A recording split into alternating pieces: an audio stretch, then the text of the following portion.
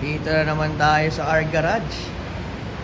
So ito yung loob niya para sa mga hindi pa nakakaalam. Yan. Sayang sarado. Sa January 3 pa daw sila magbubukas ulit.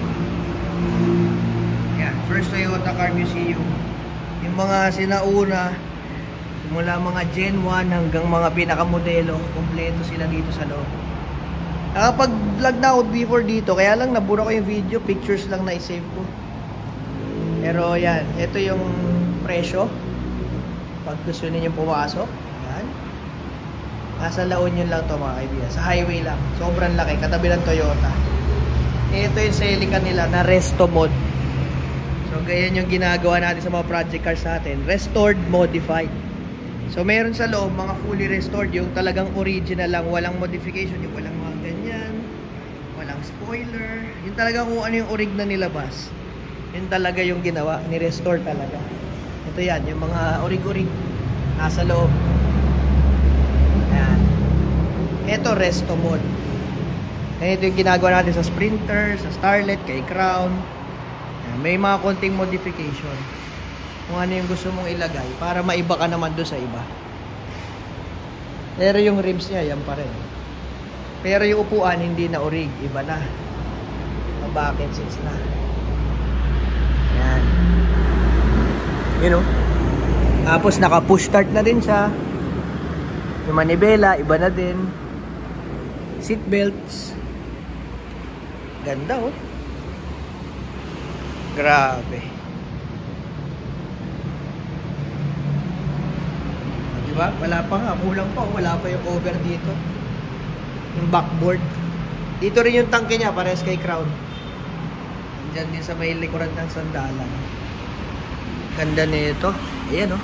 Naalala ko si Sprinter natin. Size 13 yung goma, 185 70 13. Yan.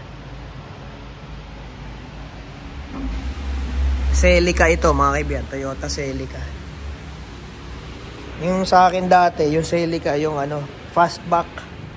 Hindi ako nagkaroon nito. Medyo mahal na kasi itong ganito. Yung fastback noon, nasa 35 ko lang nabili yun.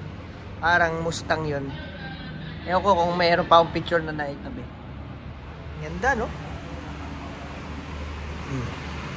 Ito, orig.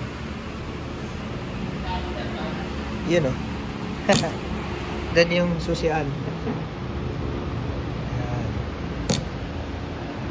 No?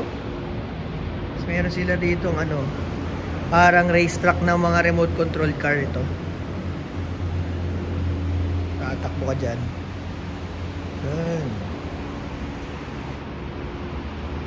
Kasi ito tambayan. Meron ako dung van na nakatambak eh. Gusto kong gawin ganito yung upuan. Para sa talyer, merong upuan na malambot yung mga nag-iintay sa labas. Balik tayo sa Celica. Ganda talaga nito. Solid. Ito yung upuan sa likod. Original lang. Sarap lang yung pinaltan. Pero may mga ano na siya, roll cage na. Yung tubo sa loob. Ayan. Racing. Fender mirrors. Ayan, tapos mga bumper, naka-black na lang. Di na chrome. Pero pogi pa rin. Tapos yung headlights niya, yan, iba na. So ganito yung gagawin natin kay Crown. Para mas maliwanag. Pero sa atin, LED gagawin natin. Ganda. Kinis. Nesmaki. So yun ang kaligayahan pag meron kang mga old school na nakatago sa garahe. Kahit hindi siya umaandar, tingnan mo lang paikot-ikot.